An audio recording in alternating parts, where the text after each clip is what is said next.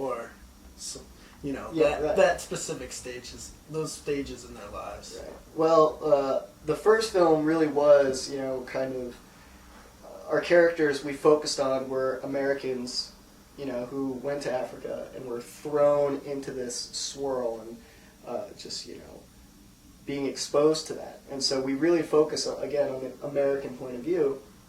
And because we didn't have a lot of time to focus on, like specific kids or, the country itself. And we didn't really have, I was a sophomore in high school. I didn't really have the ability to conceptualize kind of like the underlying problems in Africa and like how do you display that in a film.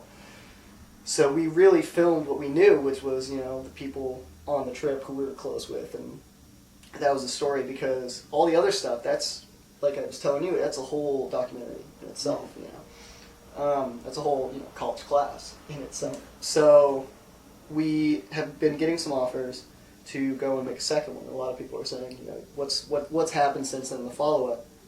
And so we are in talks right now. What we want to do is go over and film the second one, because now the organization, the children's home, is set up and functional. This was 4 years ago when we first went.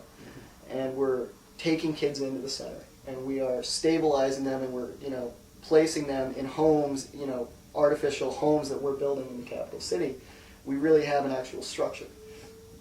And so what we want to do now is go, and instead of focusing on American people, or volunteers or anything, we want to focus on the actual kids themselves and the actual, their stories that, they're living. So our thought is go and find a couple kids who are, follow them from being, taken into the center, picked up off the streets, in dire situations, and then their stabilization, coping, trying to cope with the enormous trauma that's been experienced with them. And what we hope to do, kind of like how the first film analyzed individuals, but then kind of, focus on a much larger problem through an individual. We want to do basically the same thing, but through the children this time.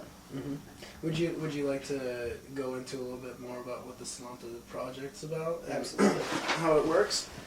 Basically, the Slumta Project was started by my mom, and it's kind of a, my mom likes to say we took the best parts of a lot of programs we looked at, because my mom worked in adoption for almost 10 years before she got involved in this project. And what she came to learn was that really, adoption is great, orphanages are not so great. Adoption is a wonderful thing. My family has numerous adopted kids. But it's really not the answer to this large problem being, facing a bunch of countries, but Ethiopia specifically. I mean, there's something like, and I know I'm going to get the statistic wrong, but there's probably in the area of 1.5 million displaced children in Ethiopia alone. Mm-hmm. Adoption is not going to solve that problem. So orphanages are basically, these kids are picked up off the street, put in an orphanage, and essentially they're warehouses. They're just holding tanks to get these kids off the street. And the cutest ones and the youngest ones, to put it bluntly, are the ones who are usually typically adopted out. And these are statistics, mm-hmm. is when you reach the age of 5 or 6, your chances of being adopted drop dramatically.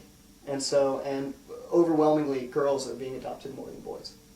And so what happens is these kids just languish in these centers until they're 16 years old, and by Ethiopian law, you're unadoptable at 16.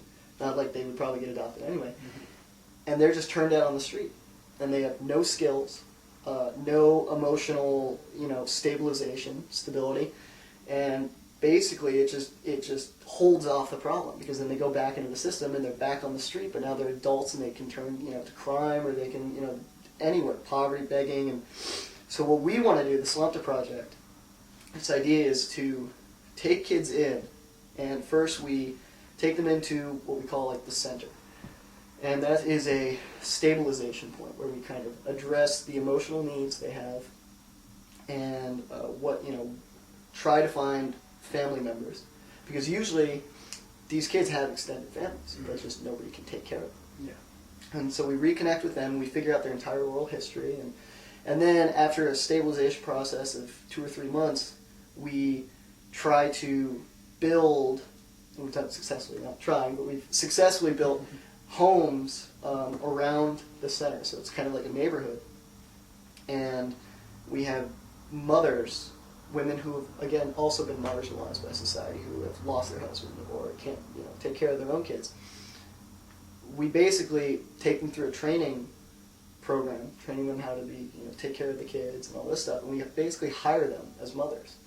And we put about 8 or 9 children into a home with a mother, which sounds like a lot to us, but it's fairly standard in Ethiopia, standard family size.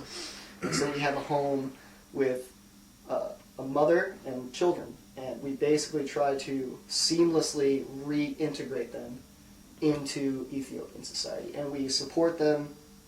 We have sponsorship opportunities that not only pay for very good education, but also portion of it goes into a bank account for them, so that when they get older and they get out of, and are ready to be self-sufficient, if they want to go to college or if they want to start their own business, they have this bank account. So it not only helps these children, but it also helps the society as a whole, because you're having educated, emotionally stable, smart children growing up into, the leaders of the future. Yeah, and one of the most important things I see in that is the fact that there's a mother who's from that culture. Mm-hmm, absolutely. Somebody who's intimately, intrinsically